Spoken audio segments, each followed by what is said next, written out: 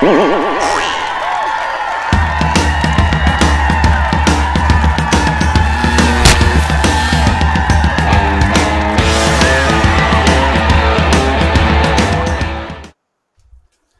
everybody. Welcome to another Comic Source Comic Boom collaboration. It's time for the weekly spotlight for the week of February 15th, 2022.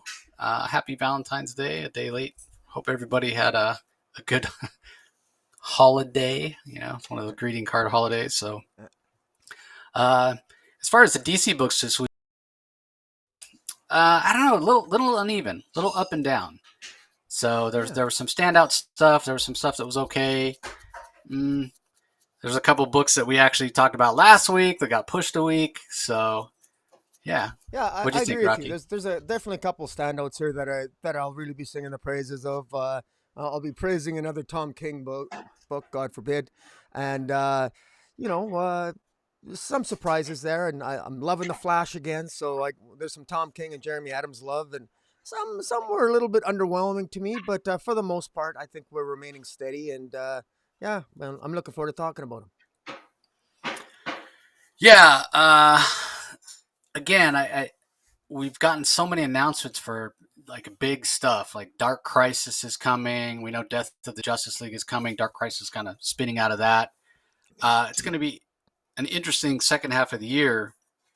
You know, we've talked about DC maybe putting out a little bit too much content. Certainly, when you talk about their best books compared to their worst books, in a way, it's a pretty big disparity. You know, and I don't want to badmouth anybody's books in particular. I won't name any names, but there's a couple of books where they just haven't landed for me. Yeah. But then when you talk about some of the better stuff that they're doing, whether it's Nightwing or whatever, yeah, I mean, there's a lot of good things out there. But you just wish for a little more consistency in the line. So I guess we'll see if that happens coming out of Dark Crisis. Yeah, no, I agree, and I'm looking forward to Death of the Justice League. I'm really looking forward to Dark Crisis. I think one of the hallmarks has been Joshua Williamson. As a longtime DC reader, I'm really enjoying the. I'm always good for a good crisis. You know, I don't know if that says more about my life than the fictional DC universe, but I love a good crisis, like any good DC reader, and I'm enjoying it. And like you said, you make a very good point about the highs of DC right now are really high, and we're talking about, I'm biased. I love you and I both love Jeremy Adams, The Flash, and I'm loving some Tom King. But the lows, Suicide Squad's another yeah, great Suicide book. Squad's doing really good, and we've gotten some sneak peeks at of War for Earth 3, which I think is going to be really good. Trial of the Amazons might be a little bit more hit and miss, but like you said, the highs are highs, and you know, like you said, more consistency would be nice. But the sky is not falling at DC quality wise. I think there's enough there to keep more than to keep the line afloat, and shame on some of the naysayers. If it's got to be you and I propping up and being positive, then so be it. Yeah, the other thing I wonder about is, and I've said this before in terms of the crisis, just how this this more than any crisis leading into it feels like an afterthought at some point. I don't know when are we going to feel like it's really affecting the line and tied into everything. I think the last time I felt like that with one of DC's big events was probably Final Crisis. Even Metal and Death Metal, even though they had like one shot tie-ins with a bunch of anthology stories instead of actually tying into the books that had those characters, or the anthologies were characters that don't have books. The events have felt like siloed in a way, the last few events, as opposed to a big line wide. And I get it. Like, I have mixed feelings about it because I don't want to have to buy 1,000 books or whatever, and nobody wants that. Books are so expensive these days. But man, there's something to be said for if this Dark Crisis is really going to change the way the DC universe is going forward, if it's going to bring back people like Alfred who've been gone for a while, if it's going to change the trajectory of the line, then I feel like it needs to be big and it needs to cross over with stuff so that it actually gets attention, instead of people just, well, I'm just going to keep reading my Batman stuff, or I'm just going to keep reading my Teen Titans Academy, and I don't even realize there's a big event going on. and then when everything gets shuffled around, I feel lost. Yeah. You know what I'm saying? I know exactly what you're saying. The flip side to what you're saying that might be a positive, paradoxically, is the fact that this crisis event, the infinite frontier, leading into Justice League Incarnate, leading into Death of the Justice League, that will lead into Dark Crisis.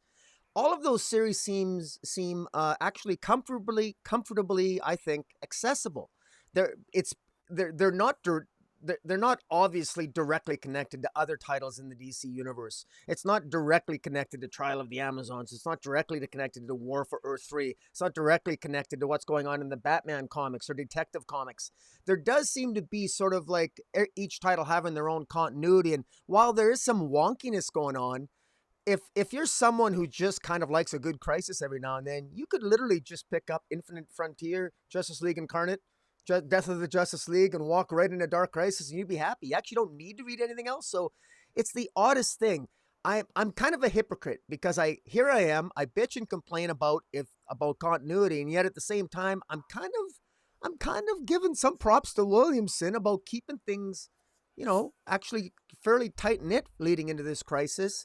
And there is some tie-ins with his Robin and with his Deathstroke, and so I don't know. It's like I can't really come down on one side or the other. I think there's a little bit something there for everyone. But at the same time, I agree with you.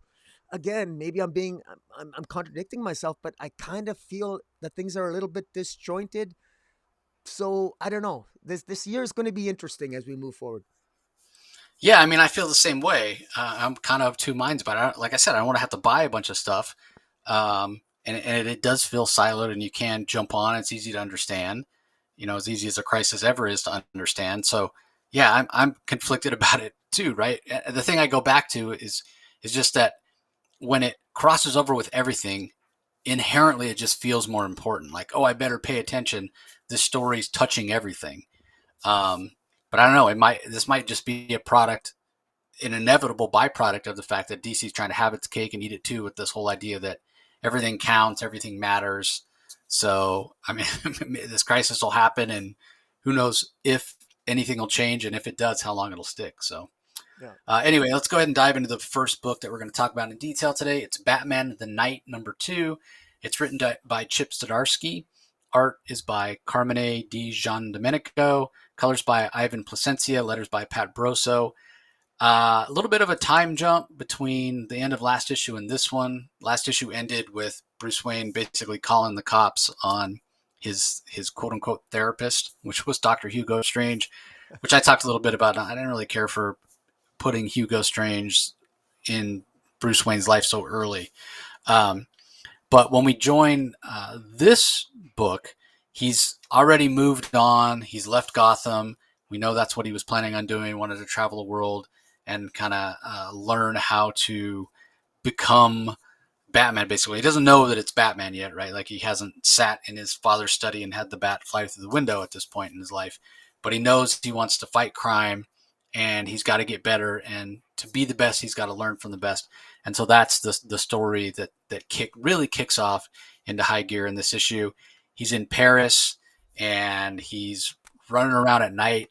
I mean, it looks to me like he's wearing dress shoes, which I don't really get. And he's got, a jacket and regular pants on and like a button down shirt. Like, if you're looking to like do parkour and train, like, I would think you'd wear like more athletic clothing. But that's just me. It's only been Uh, 4 weeks, though. Right? It's only been 4 weeks since he left Gotham, is what the narrative seems to yeah, establish. yeah. So maybe he's. And that's totally fine, but it only takes like 10 minutes to go into a clothing store and buy a sweatsuit or something. Yeah. Instead of, I mean, it looks like he's out there running around, nearly in a three-piece suit. But anyways, he's running around Paris. He comes across this cat burglar who seems to be very skilled, and so much to the point where she shows up the next day when he's at a cafe, outdoor cafe. Uh, she apparently recognized him the night before. She tracks him down, even though she's a criminal, and Bruce has some mixed feelings about it. He decides to ask her, and she's more than willing. It's kind of kindred spirits in a way. So they sort of team up, and Bruce spends quite a bit of time learning from her. Now, the other part of this is while he's doing this, there's a serial killer going around Paris killing people. So th- that serial killer and Bruce and this thief end up sort of crossing paths at the end of the story. Um, and whether it's just all completely coincidental or there's something more going on than you might otherwise realize remains to be seen. So I am enjoying this. Um, we even got a Henri Ducard appearance, which I appreciated as well. Um, the only thing that I'll say, and it's not necessarily a negative, but this is supposedly going to tell us like the story of Bruce traveling and training. Based on the pacing of this, because this issue wasn't paced particularly fast, it was very focused. There's only 10 issues of this. I don't know how we get the whole, unless it's big giant time jumps. I don't get how we cover the years that Bruce Wayne was gone from Gotham, unless, like I said, we're going to get big time jumps in between issues, a lot greater than 4 months I or think four you're weeks right. I rather. think that's exactly what's going to happen in order to make it work. Yeah. So, but I mean, this issue ends on a cliffhanger. So, I don't know how you do a big jump unless you then flash back. So, but anyway, I am enjoying it. I think the Carmine Dijon Domenico art works. I'm a fan of Chip Zdarsky, so yeah. Even though it's more Batman, I'm still digging on this. Yeah, I quite like it. I like the gray shadow, the sort of like this older female. This is like an older Selena Kyle mentor. You know, this gray shadow is what she goes by in the Paris press, and she's rumored. There's a lot of similarities between the Gray Shadow and a future Selena Kyle that Bruce Wayne will one day meet, and it's she's like a mentor to him, and they're kindred spirits, and there's even a sexual attraction between a young Bruce Wayne and this older woman, but she's got the sense to know that she's not going to take advantage of Bruce Wayne, even though there's a part of her older self that wishes she was younger so that she could. And but it was very well done. Chip Zdarsky, you could tell he's had a lot of fun. He has a lot of fun writing this, and this is a Bruce Wayne he's very determined and passionate. In fact, even at the beginning, the Gray Shadow says to him, you got to work on your accent. And the next day, when she meets him at the or sneaks up on him at the cafe, and it sort of introduces herself, already he's improved his accent that she can't, he sounds almost like a native Parisian. So uh, it's just you can tell that Bruce Wayne is somebody. This is definitely Bruce Wayne on a mission. It's just 4 weeks out of Gotham. You got to wonder, you know, it makes me wonder exactly what else he has done. You made a really good point about what areas of Bruce Wayne's training and the life he had before he went back to Gotham and became Batman. Which pivotal events is Sardaski going to be focusing on? And the great thing about this series is that even though it's only 10 issues long, there's nothing to say we can't have Batman the Night 2 or Batman the Night 3. This could just be bits, this could be easily be an ongoing series. And in fact, I would love it to be an ongoing series because I've always sort of pictured Bruce Wayne's training prior to him being Batman with being at least 10 years long. So there's at least, in my view, 10 years worth of stories of what happened before he became Batman, at least in my own head canon. And so I love stories like this. These are the types of stories I never get tired of because you got to imagine that Bruce Wayne met all kinds of extraordinary people, and when he was trained by the best, this gray shadow is clearly one of the best as well. And the cliffhanger here where Henry Ducard shows up, we know from Batman lore that Henry Ducard becomes one of Bruce Wayne's mentors as well. This is really good, and and the art by the Monaco there is fantastic as well. And yeah, this is well done. Easily, it's I will say heads up, this is my second favorite of the week. This is my as a comic book. I quite enjoyed this one. Right on. Well, we have the final issue of Aquaman: The Becoming. It's issue number 6, written by Brandon Thomas, Serge Acuna, and Diego Orlatuga on pencils. Serge Acuna and Wade Von Grabiger on inks. Adriana Lucas handles the colors and world design on letters. How did you think this all wrapped up, Rock? I thought it wrapped up rather predictably. I haven't nothing about this. Well, let me focus on what I think is maybe worked better than maybe I expected it to, was we did definitely we got to meet Jackson Hyde's family. We got to meet his, his mother and his sister, and there's no question that there's some degree of dysfunction there. But I mean, they're all part of. Clearly, he's got much more of a tie to the Zebels. He's a full fledged Zebelian, and so is his mother, his sister, and his grandmother is frankly, his grandmother is arguably villainous. And um you know this this is really moving this is moving Jackson Hyde into a position where we're going to be moving into Aquaman. And I'm not even sure. I'm sure at one point I read the solicitations for Aquaman, that event, and I'm not even sure what the hell it's going to involve, other than maybe some.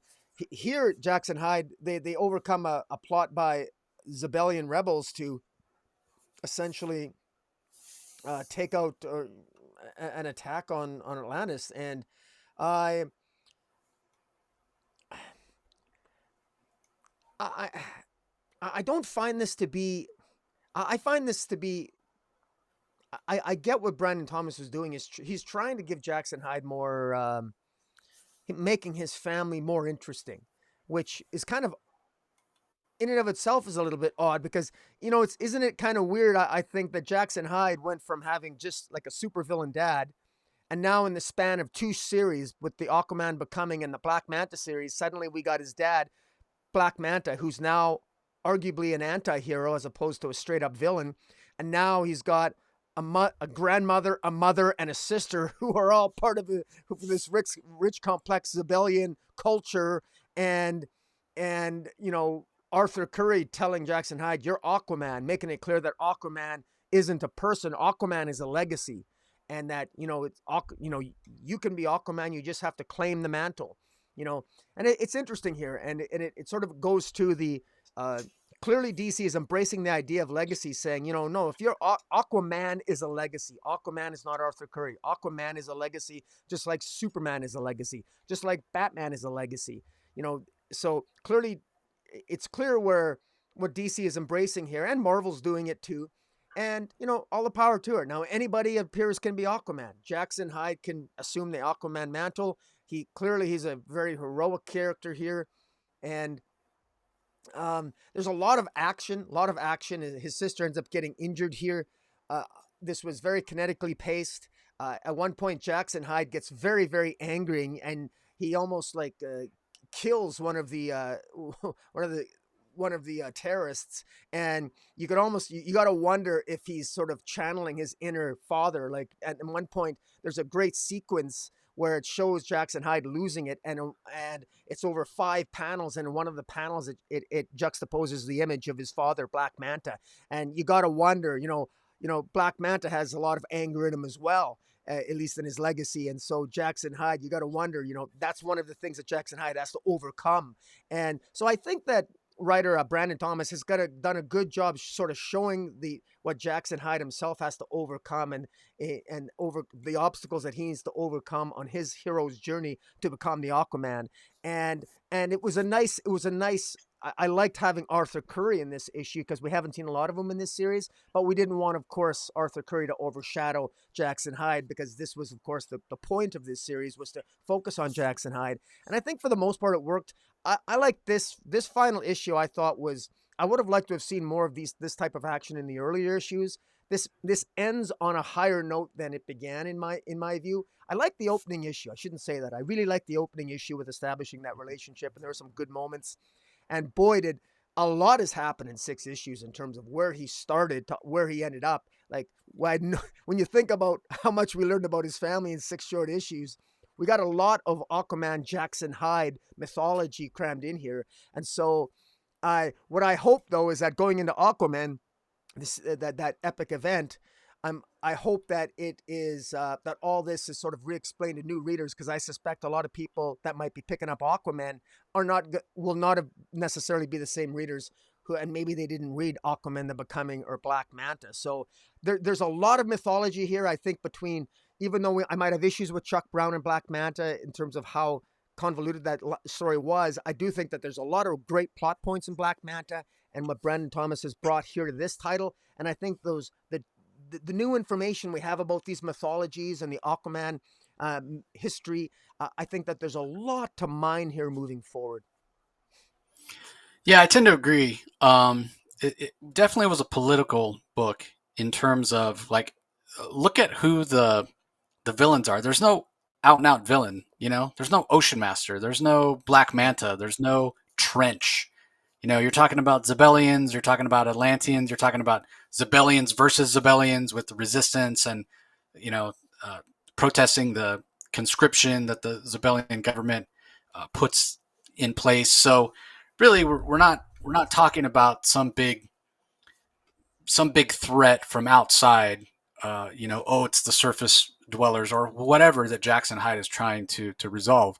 It's all internal strife. You know, you could say in a way it's problems of their own doing, um, and maybe that's what Aquaman will be about, bringing all that together.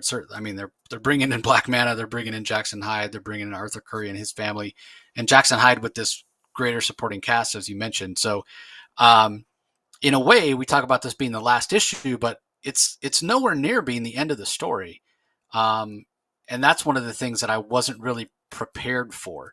Not that I necessarily thought, oh, if Brandon Thomas brings this Jackson Hyde story to a close, we're going to have all the long-standing political issues that are internal to Zebellian or Zabel be resolved, and we're going to have the political issues between Atlantis and Zabel resolved as well. Like that's been going on for centuries, and it seems like it would take a lot longer of a story, something that would be a subplot in an Aquaman or Aquaman book that would run for years, and eventually you'd get to the point where they're united. Um, but it's interesting because we get a lot of action in this issue. The politics are still there, and they're the motivation, kind of the driving force behind all the action. But at the end of the day, we don't even know if Jackson Hyde's mom's going to survive or not. Like, there's a lot of stuff that's left on the table in terms of plot threads and storylines and whatnot. Now, we know it leads directly into Aquaman, so that's fine. Somebody more cynical than me might say, "Oh well, this isn't an ending at all, and all this is doing, I wanted a Jackson Hyde story, and all I got was three-quarters of a Jackson Hyde story, and now I got to go buy Aquaman month in, month out." I think that's always what this was supposed to be, and really, to your point, Rocky, what this series was about and was always supposed to be about was just fleshing out who Jackson Hyde's family is, giving us more backstory into his mother. We found out he has a sister, a grandmother. We know his relationship with the Atlanteans, specifically Mira and Arthur Curry, and how they see him. Now we're getting to see the other side, where his mother's from, and get that aspect of the story. And I imagine with Black Manta being in Aquaman, that we're going to get some more of Jackson dealing with his daddy issues, for lack of a better term, coming up in Aquaman. So, could this possibly be more remnants of 5G with a new generation of heroes taking over? It could be. Doesn't necessarily have to be. So, I'm cautiously optimistic for Aquaman. Arthur Curry's my guy though, and I kind of wonder if there will come a time when people think of Jackson Hyde the way they think of Wally West. Maybe not to that extent. Wally West is beloved, but I'm just saying, like, if you were asked somebody who's your Flash, oh, Wally West is my Flash. Yeah. Very few people would say Barry Allen if you're of a certain generation.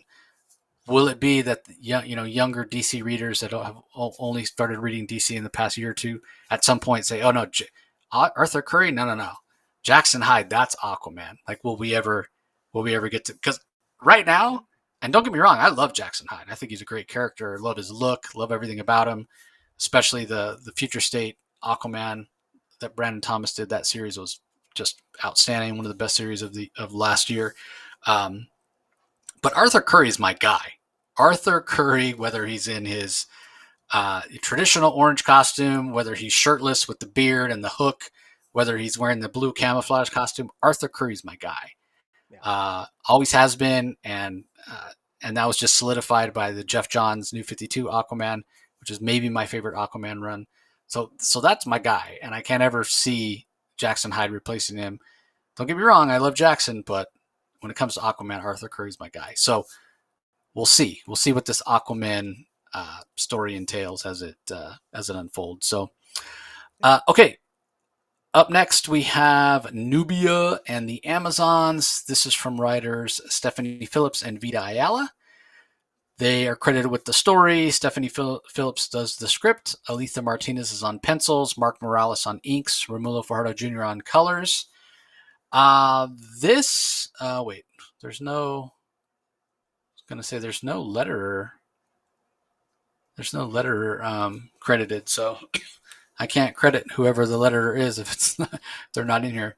But anyway, this finishes up the Nubia and the Amazons miniseries, 5 issues, and it leads directly into Trial of the Amazons. Now, it's appropriately titled, right? Nubia and the Amazons, because this really did focus quite a bit on Nubia, and it introduced us to some new Amazons and some of the politics that Nubia was having to deal with as Queen of the Amazons, because Hippolyta's over playing Wonder Woman in the Justice League.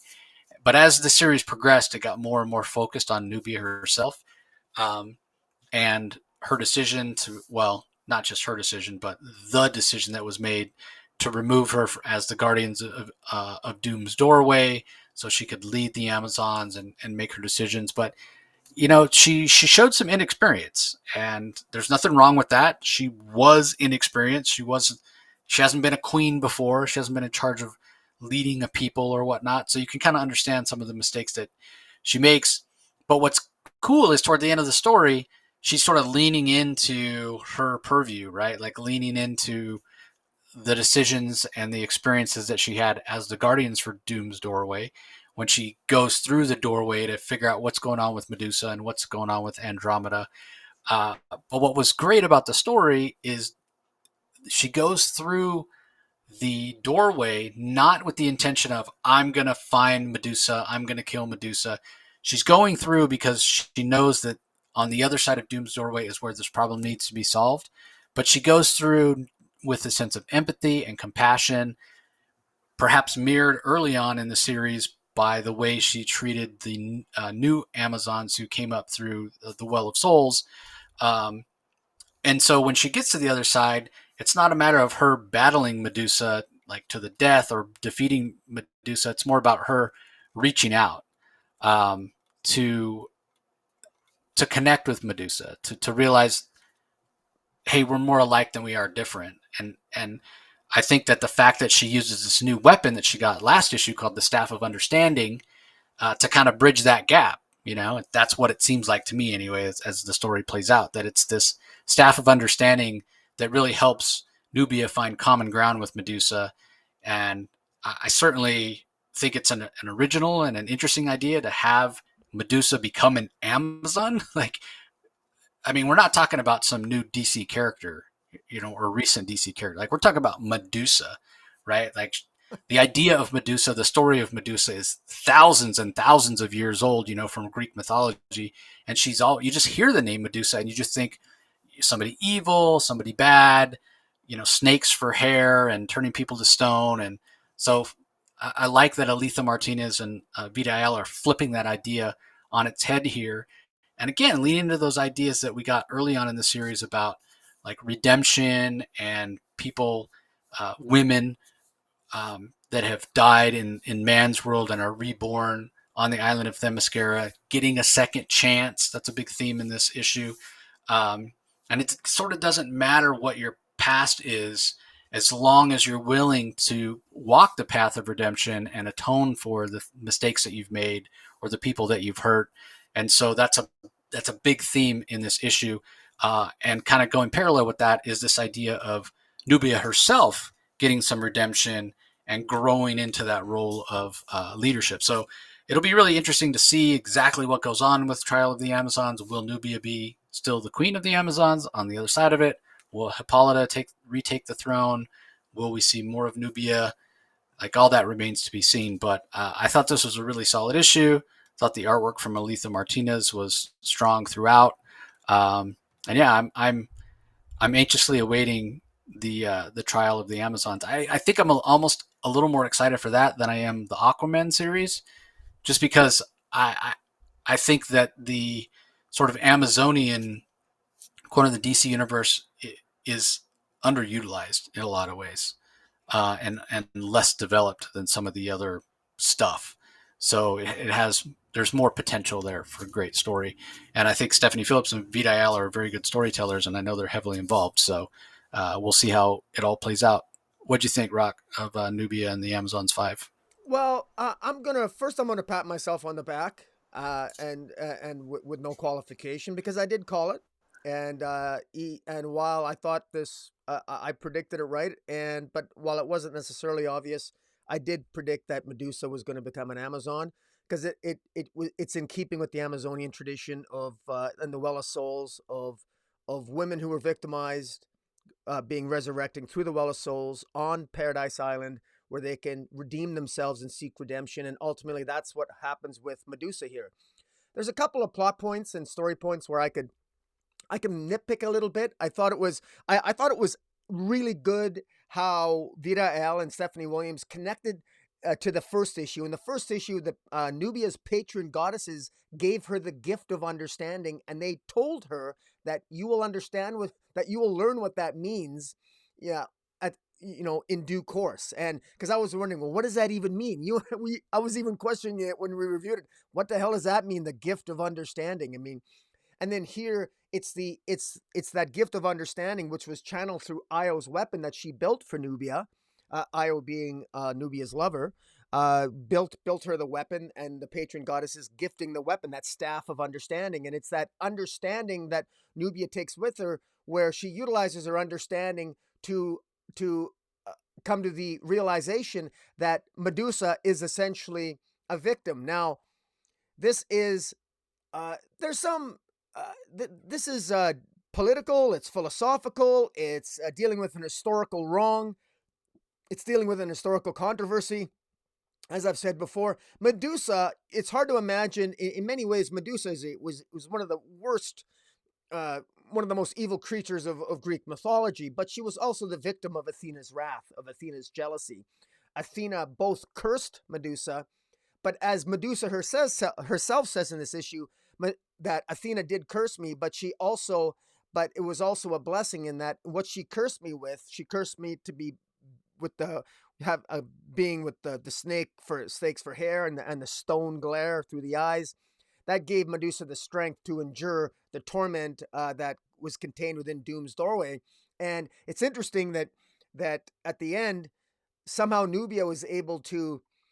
They were in Doom's doorway. Medusa didn't enter Themyscira, and she was made human again, but she didn't seem to go through the Well of Souls. She came back through Doom's doorway. So I find that kind of interesting because to me, there's a difference between the Well of Souls and Doom's doorway. They're two very different things. And yet Medusa didn't come back to Themyscira through the Well of Souls. She came back through Doom's doorway. It was almost through the staff of understanding that Nubia sort of helped transform Medusa back into her human form. And then all the Amazons that Medusa changed to stone went back, and they were essentially healed and cured.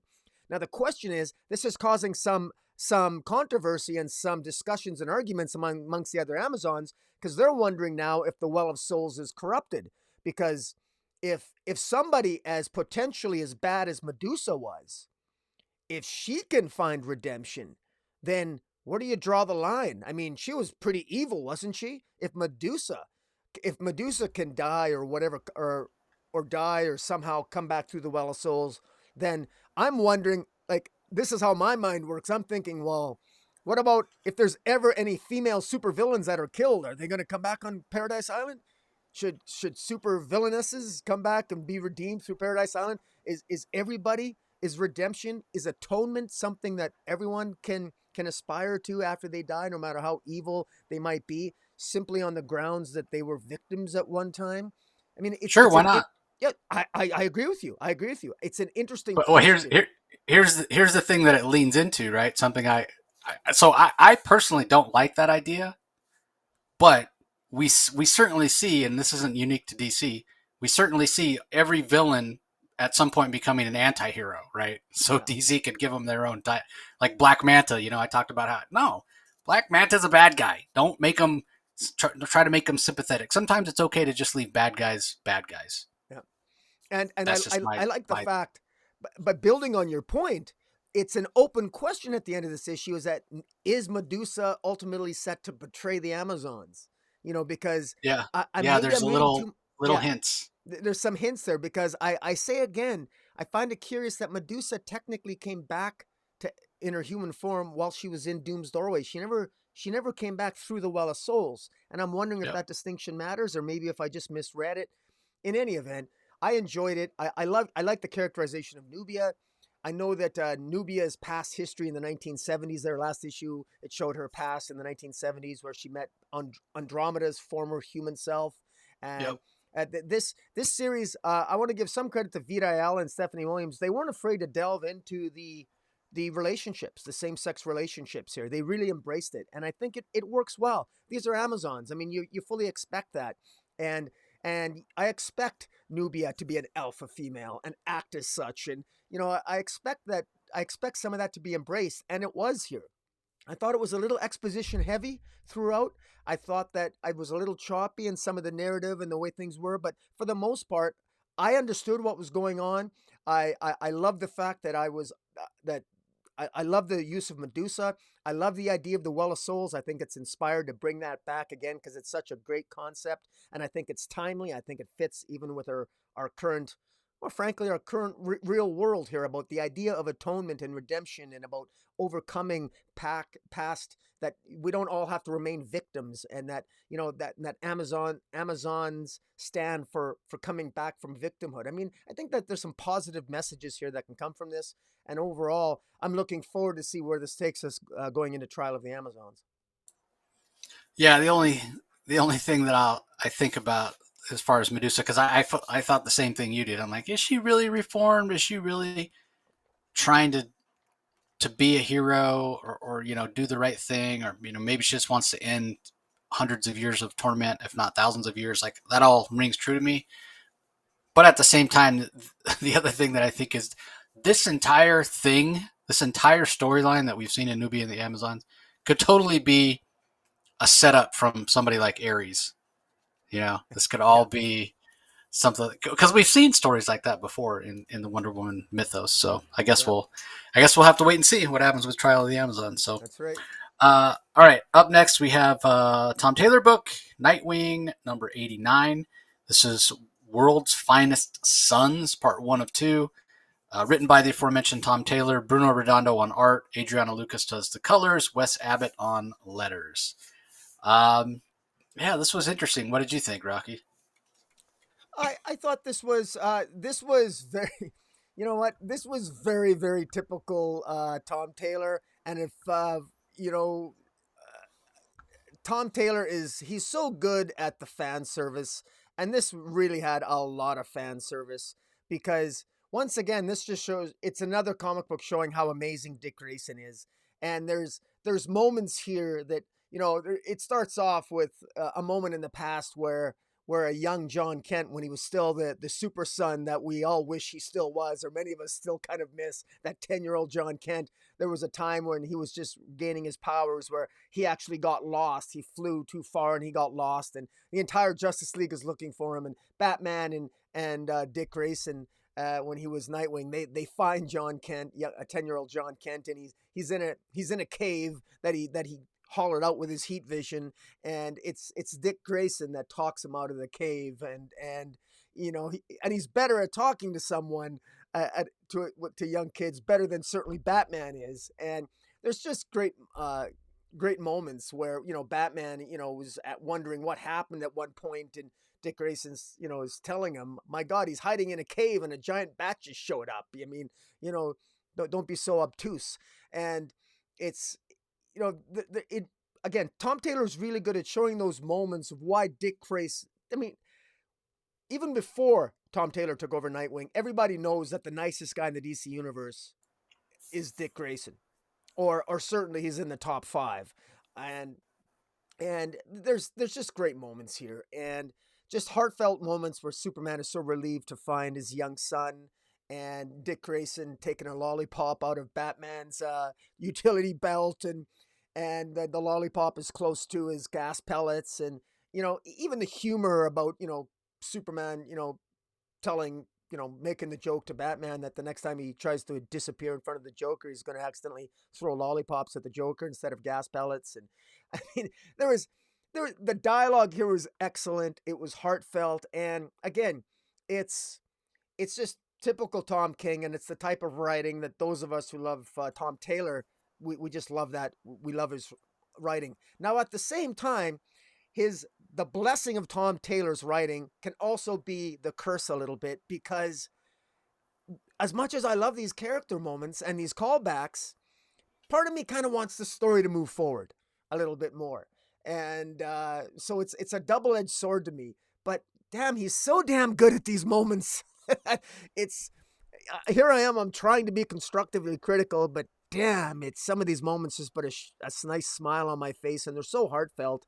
And this embodies the type of hope and the stuff and the love and the camaraderie that we want our DC heroes to have. And so, what am I doing? I mean, I get what I want, and then I find some reason to bitch about it. Shame on me. But there's really good moments here. A good moment where an older John Kent talks to his father at the Fortress of Solitude, as sort of like a holographic version of himself that his dad left him before he went off to War World in case something happened to him. And John Kent, he's right now he's hurting a little bit because he feels, because of the events of last issue where him and Jackson Hyde stopped that sea creature from sort of you know inadvertently destroying Metropolis, and there was the Gamora Corps, and a member of the Gamora Corps was killed, and all due to the machinations of John Bendix in implementing the Rising in working with Lex Luthor.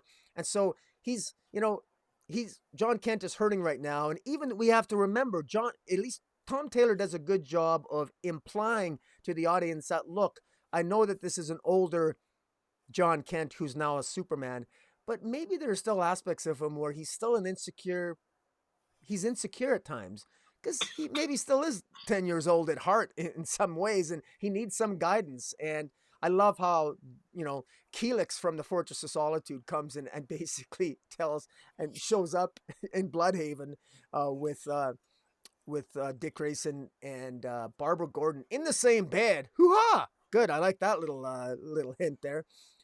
Basically saying, look, I mean, John Kent, he needs your help. And I love his pajamas. He wears bat pajamas. I mean, all these little things that you could tell artist Bruno Redondo, you can tell he's having a lot of fun drawing this. Facial expressions are excellent. Barbara Gordon she looks absolutely gorgeous, beautiful redhead. I mean, wow. And I love her Teen Titans Go shirt. I mean, from the Teen Titans Go shirt to the Batman pajama pants on Dick Grayson. I mean, all these things put a little shit-eating grin on my face. And of course, you got Batmite, or I'm sorry, not Batmite, Bite Wing as the dog, or what do they call him again? Halley, as in Sorry, Halley Circus. Halley Yeah. Circuit. That's right. Yeah, but I quite liked it. It's funny. There's a the Gamora Corps shows up, and the members of the Gamora Corps kill a former Titan by the known as Damage in this issue, and I actually quite like Damage. Damage had his arm I ripped think off it's by not. I don't think it's damn it. I think it's Risk. Risk. Sorry, Risk. Yeah, he yeah. was sorry, Risk, but Risk had his arm ripped off by Superboy Prime back, and I think it was an Infinite Crisis, and the guy just he's almost like he's constantly a victim. First he lost his Yeah. arm, and now he's a throwaway victim here. The fact that I called him the wrong name tells you he's probably expendable. So that kind of, and of course he is. But the detective work that Dick Grayson does with John Kent as they figure out maybe what's going on, it's just well done. And even the quiet moments that not a big deal is made out of it. A kiss shared between John and Jay on a balcony, and their conversation. I mean, it's well done. It's done with taste. It's done very well. Again, facial expressions are great. Jay even teases him a little bit, teases him that truth is really run by Lex Luthor, and of course it isn't. But he teases him a bit, and it even, I think, takes a pot shot at us readers a little bit. And uh, again, I thought this is really well done, and I enjoyed it, and I'm really looking forward to where it is moving forward. Minor criticism. I know that I know that Clark Kent wears glasses, and nobody knows it's Clark Kent. But seeing John Kent wear a mask, uh, it looks ridiculous. He looks like John Kent. So I think it. I still think that's ridiculous for John Kent to wear a mask, but I guess it is what it is. Not surprisingly, Dick Grayson actually has to tell John that, hey, man, I know it's you. And by the way, you might want to disguise your voice. I mean, I can't believe John thought that he could just wear a mask and not have to disguise his voice.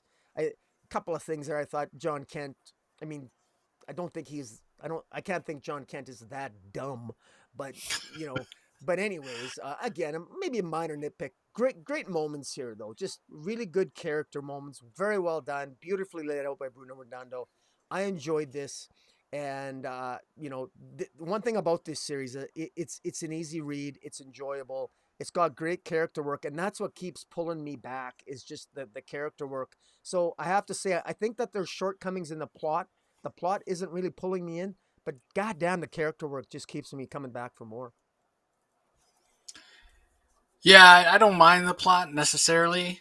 Um, it's almost a character work where I think there's a few things here and there because I do agree with you about John Kent. Like a couple of things. Yeah, the math thing. Like really, you're supposed to be smart, and you have to have Dick Grayson tell you you can't just put on a domino mask. You look the same, dude. Like even if you hadn't opened your mouth, he would have known it was you. And also, he's gotten pretty close to this Jay Nakamura guy. And when Nakamura says, "Oh, Lex Luthor's funding," like, why would you buy that even for a second, knowing what you know of Truth and of Jay Nakamura? Like, the look on his face, like, "Oh no, Truth is funded by Lex Luthor." No, you immediately go, "No, you're messing with me." Like, why would you even think that, even for a split second? Well, I would don't you know. think that Lex Luthor funds Batman Incorporated? I'd buy that more than That's true. funding Truth. Yeah. Yeah, So I'm just yeah. bugging you. The other just minor nitpick I had, I felt like the Bruno Redondo art in the first part of the story, Hmm. the kind of the flashback version, wasn't as tight or as clean as the rest of the issue. But maybe he's trying to use a little bit of a different style to show that it's a flashback. I wasn't really sure because the rest of the issue, I love the art. So I don't know. But again, just some minor nitpicks. Like you said, the humor is fantastic. I love when Keelix wakes, surprises Dick Grayson and Barbara Gordon, and Dick just immediately grabs one of his sticks and throws it at Keelix, and he goes, "Mr. Grayson, you dropped this fast in my direction." like, you know, as a like, yeah, here you go, you dropped this when you threw it at me in an attack. So I thought that was really really funny. Yeah. Uh, the only other thing that I'll say, because I echo a lot of what you said, this is a really good series. The art's overall fantastic. The color work's really really good. But yeah, if I have any sort of nitpick about the pacing of the story, it's that early on we got so many hints about uh, Dick Grayson taking on Blockbuster and his sister and the kind of the more street level corruption stuff going on in Bloodhaven. But then ever since the Fear State crossover, we haven't touched that at all. His sister hasn't shown up. We did see Blockbuster last issue when he sent some assassins to kill Dick Grayson. So that's fine, but it hasn't felt like that part of the story has moved forward because we got a bunch of Fear State, I think 3 Fear State issues, and then we got that special, one long panel issue, which was cool, even if it did feel, a little gimmicky. It was super awesome. And then we got the assassination issue last issue. Now we're getting a team up. It's like I want to get back to those, the guy that was stealing people's hearts, and the plot line with his sister, because those feel unresolved to me. Not that they have to be all wrapped up in a bow in one arc, but they haven't even been touched on. So, and I'm just curious. In a way, it's a backhanded compliment because Tom Taylor set those stories up so well that I want more of that, of those plot threads. So, but I'm curious how this is going to wind up. It it feels like based on how much story we got here, that this would take more than just one more issue to wrap up. But apparently, it's only a two-parter. The second part of the story is going to be in Superman, Son of Kal-El #9. So we'll see how that goes in a few weeks. Yeah. Okay, up next we have Supergirl rather, Woman of Tomorrow #8. This is the final issue of the series. Tom King is the writer, Bilquis Evely is the artist, Mateus Lopez on colors. The art in this series throughout has been absolutely excellent, and this was a fitting ending to the story. But what was interesting about it was it almost feels I don't want to say predictable. I'm going to use the word appropriate. Everything that happened in the series basically showed or could have predicted what the final outcome was. You know, we saw Ruthie at the end of last issue figure out a way to get Crypto or Comet, rather, the Super Horse, to go help Supergirl. Made a promise to him: I won't hurt Krem of the Yellow Hills. Go help Supergirl. And then saying something like, it's easy to lie to a horse, right? But then ultimately, at the end of the day, she doesn't kill Krem of the Yellow Hills because of everything that she's learned along the way, which was the entire point, even to the point where Supergirl makes this confession like yeah, Crypto's fine. I'm Supergirl. I could have saved him at any point. He's in the hands of the best veterinarian in space. This whole entire journey, all the time I've spent with you, has all been because I needed to show you how to be the best you, and that you shouldn't kill, and that sort of thing. So ultimately, the series doesn't end with some great big twist or great big revelation. This series, if anything, really epitomizes the idea of it's more about the journey than the destination, because really everything that has happened in the series leading up to the ending is just as important, if not more important, than the resolution that we get. Um, and then to top it all off, we almost get a little epilogue where we see Ruthie as she is now, and maybe this is a little bit in the future, because when Kara shows up with Crypto, she's wearing a more futuristic kind of costume, and we find out that instead of killing Krem of the Yellow Hills, they sent him into the Phantom Zone, where he was for many, many years, and his sentence is over, and they let him out. But what I wasn't clear on, and maybe you can clear it up for me, Rocky, Mm-hmm. is the kind of the captions, because at one point, so we learned that Ruthie had written everything down in this book, and that's the story that we've been reading. But then uh, she says to Supergirl at one point, Supergirl says, "I liked your book," and she said, "Yeah, that fictitious fiddle faddle. Sorry, I had to waste your time. I don't know why I wrote it in the first place. Maybe I should have told what really happened, if I had any guts at all." I'm like, wait, so what? Wait, what really happened? Did they actually kill Krem of the Yellow Hills? Well, no, because they put him in the Phantom Zone. So, what part of the story that we read was true and what part wasn't? And then when they do pull Krem of the Yellow Hills out of the Phantom Zone, she like clocks him in the head with her cane, and then it says something about Supergirl moved her sword swiftly through the air and stabbed down and through the chest of the kneeling brigand, the kneeling Krem of the Yellow Hills. And after it was done, she returned the bloody blade to my hand. So did did they kill him or not? Like I was unclear on that. But it doesn't appear so, because he was in the Phantom Zone. So I don't know. Maybe it's Tom King not being able to help himself and having to go and be a little ambiguous in the end. So ultimately, it was a good story, and it leaned into the best things about Supergirl. And this will be like a must read for Supergirl fans from this day forward, in my mind. What do you think? I thought this was excellent. I thought this was this ending, as you said, as and this is very typical Tom King, and this is the type of ending that either frustrates the hell out of some fans, or or makes them just smile. I mean, it reminds me a little bit of the ending of Mr. Miracle. On that, did Mr. Miracle kill himself? Was he still alive? Was the entire 12 issue series a dream? Uh, this here, though, it's sort of the same thing. Supergirl is a legend. Kara is a legend, just like Superman is. And so, how much of it is story? How much of what Supergirl did here at the end? Did she kill him? Did she? I think we all know Kara well enough to know that Kara is not a killer. And but at the same time, the legend of what she stands for sort of stands out. And we're getting a little bit of both. We're getting it through the eyes of Ruthie, and Ruthie from the very beginning was filled with vengeance. But it was also very clear here that Kara knew that Ruthie was full of vengeance. But Kara went embarked on this entire mission for Ruthie because she saw herself in Ruthie. She didn't want, just like Kara at one point in a very poignant scene, at least for myself reading it, was when Kara said that I didn't want you, Ruthie, to go through your entire life and still think of Krem of Yellow Hills. And then she thinks, but I still think of Krypton. And there's a tragedy to that. Kara was doing this for Ruthie. And at the same time, there was still punishment for Krem of Yellow Hills.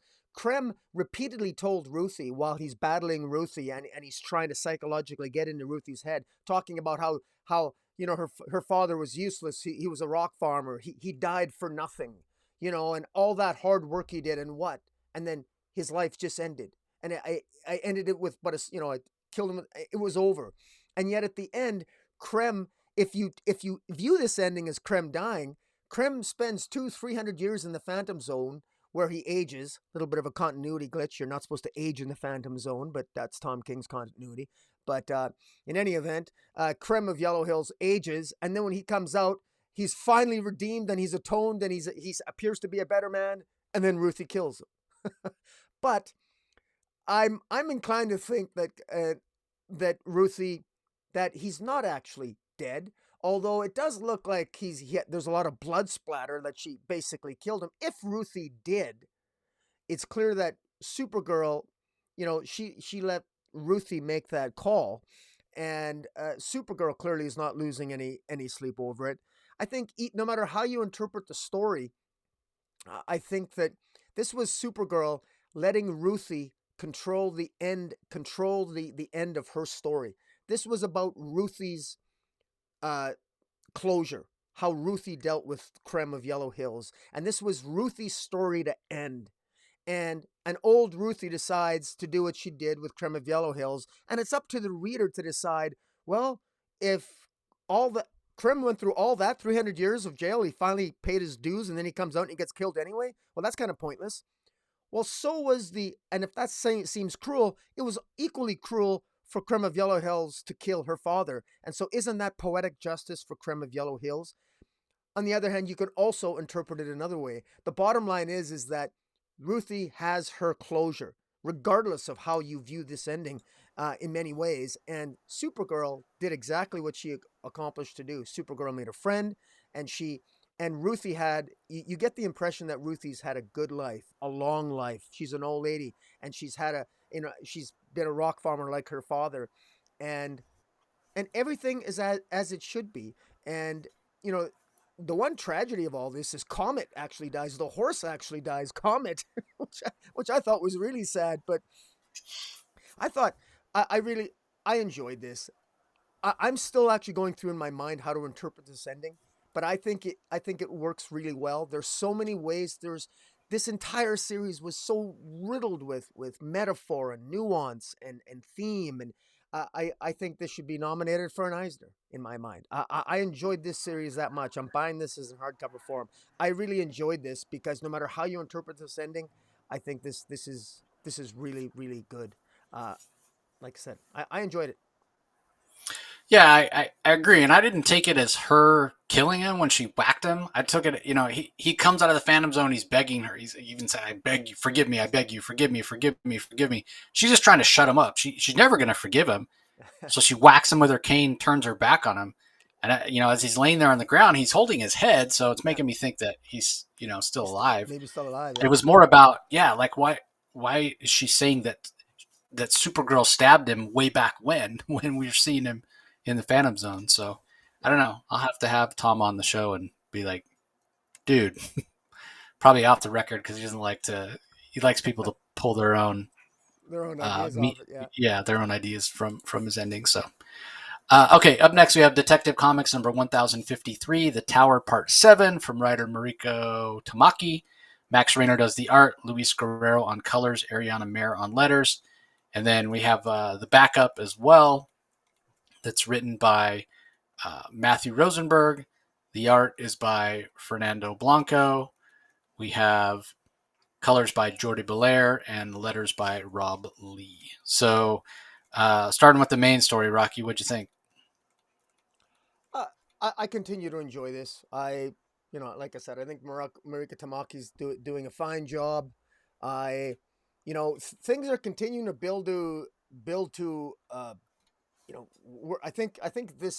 I think we're at day 21 here. We know day 24 is when Arkham Tower, where the shit hits the fan, and Doctor Ware is, or and Doctor Tobias Ware is going to be thrown from the building and killed, and we're still getting there, and it's clear here that things are catching up with Tobias. Things are falling apart. He owes money to the gangs of Gotham for the numb drug. He owes money to the Penguin, and he still hasn't gotten his funding from the mayor because he still hasn't got it approved yet, because there's still some question as to whether or not the treatment is effective, because there's been a number of incidences involving Psycho Pirate that Psycho Pirate has managed to cover up, fortunately. But the fact of the matter is that Nightwing and Oracle and Batwoman and Cassandra Cain, they're on to him, and they suspect something. And even the Huntress, I mean, the Psycho Pirate's hold is beginning to wear off on the patients at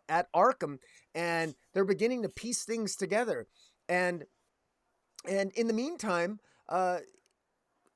in the meantime, all Tobias can do is hope. He's hoping that he can get funding sooner rather than later. Nightwing goes undercover again as basically a janitor trying to piece things together, and he's very clearly he's beginning to see that a, he's beginning to see that a lot of the patients are injured, and he even speaks to Helena, the Huntress, and he notices right away bloodstain under her bed, and she wrote in her own handwriting in blood, "His hold is breaking," and so they're wondering whose hold are they talking about, and I'm really glad to see that the Bat family wasn't that stupid. They right away thought of telepaths, mind control, and right away they go through the usual suspects: Maxwell, Lord, Despero, Gorilla Grodd. And I note that Psycho Pirate's not on that list, but I think eventually they're going to get there. And you know, I like this. Again, it's good job building up the tension. It's I the issue ends. It's actually, I find, very fast paced. So the stories, this is, I think, going to read very well in trade. I kind of like this. I kind of like the fact that it comes out every week, because I like the fact that that I can remember, because we read so many comics, you and I. Sometimes even the 2 week difference between comics, I forget, or I forget points. But having this come out every week, it feels frenetically paced and action packed. And here, this series ends with Nightwing, walking in on Psycho Pirate, and he gets there and he goes, "Of effing course." You can just see what he's saying, and of course, Psycho Pirate uses his powers to freeze Nightwing, and uh, things are building to a hilt. And of course, we got the gangs underneath the tower. We got the street gang, trying to take out the Bat family, and again, this is part 7, and it's funny. It doesn't feel like it's part 7 already yet. I can't believe this has been 7 parts, but I'm enjoying this. I love the art. Max Raynor on the art, great. Colors were popped off the page. I I'm enjoying this. I find this much more enjoyable than I did Fear State, because it's action packed. I like the use of Psycho Pirate. I like the Marika Tamaki does a good job handling all these characters. She handles them surprisingly well, and I'm having fun with this. And I'm actually, even though we kind of know how this ends, I'm suspecting we're going to get some misdirection before this is all over. And I'm enjoying this. What do you think? Yeah, I like it too. I do find it interesting. I think the way that it's paced and the amount of um, story we get in each issue, I don't know that it would work if this was coming out monthly. But to your point of this being part seven, I can't believe we're already on part seven. So we're 7 weeks in. Could you imagine the same amount of story over 7 months? I might feel a little more frustrated saying, God, can we get there already? Yeah, But I feel like Mariko Tamaki is taking perfect advantage. Maybe this is the reason they decided to go weekly with it. Or maybe she, knowing they wanted to do a weekly Batman event, she structured it this way, pacing wise to say, okay, this is how much story we're going to do in each issue, and it'll be okay because this often happens when it's a weekly series. I feel like you only get about 3/4 of the story that you get in a regular monthly issue, and maybe that's just my own personal thing, but it's a fast paced kind of story, right? And that's why usually you won't get the same artist on all the books either. Um, so yeah, I think it is really really working, and I'm enjoying the aspects of the story as this mystery starts to unfold, and seeing Nightwing, confront Psycho Pirate, seeing him there, going, "Oh, of course it's Psycho Pirate. Who else would it be?" I enjoyed that. Uh, I nitpicked a little bit on Max Rainer's art last issue. I mean, it's hard to follow Ivan Reis for anybody, um, but I did feel like Max Rainer's rendering and line work improved from last issue to this issue. His style just felt a little cleaner and a little tighter in this one, so I thought the art was absolutely fantastic. So yeah, overall, I agree. I've said before, you don't you don't miss Batman at all. The fact that Batman is not in Detective Comics right now, he's not missed whatsoever because Mariko Tamaki is keeping the momentum of the story going. And in fact, this particular issue, the vast majority of it takes place outside the walls of Arkham Tower. We're in the courtroom, we're in the streets of Gotham, we're under the streets of Gotham.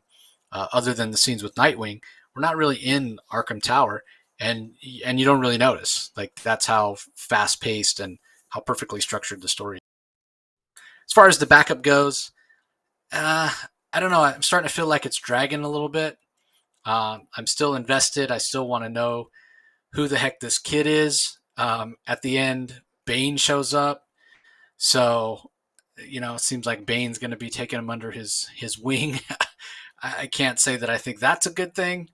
Um, so whether or not this kid ends up being Nero or Bane ends up just killing him, or like I have no idea. I have no idea where this story is going at this point, but I'm not taking it as a good sign that Bane has showed up. So I guess we'll have to wait and see. What are your thoughts? well, it's interesting because this kid, this redhead kid, he's gotten influence from the Penguin. He's gotten influence from Bane. He gets attacked by, I think, Zaz in this issue. At one point, Bane even has him attack, has him fight Zaz. In fact, Zaz goes to actually kill the kid at one point, and Bane says, "No, you can't beat up a kid. It's unfair that you have a knife and he doesn't." And so he says, "Drop the knife." And so he makes this kid fight Zaz. I mean, Bane is just about hardcore. He's trying to get this kid to embrace his fear and to embrace his fear and don't be afraid to blame Gotham and stand up for yourself and really hardcore learning that this kid has. And like you, I'm wondering now where this is going exactly. At first, I thought this kid was going to grow up and we were going to see this kid as maybe a future sidekick or a future protege of Penguin. But no, that's not the case. Uh, is he going to be a product of all the people of Arkham Asylum, or maybe it's just some of the inmates? I'm wondering where this is going. I'm wondering where this sort of future villain's journey, as opposed to hero's journey, this journey that this kid is on, this young kid who cannot distinguish between costume heroes, according to Dr. Quinzel in the first chapter here.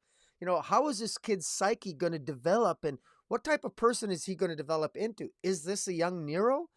We don't think it is, but I'm curious as to how this kid's going to end up.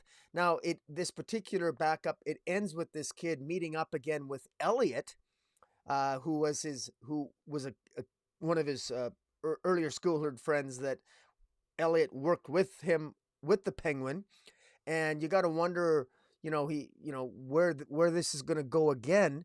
I mean, this kid has escaped, but what this is odd. Like Matthew Rosenberg has a plan here. I mean, he knows where this is going, but I gotta give Matt Rosenberg credit because I feel like there's been some misdirections, effective misdirections on with these chapters so far in a good way because I'm genuinely invested as to who the hell this kid is and who is this kid going to end up being.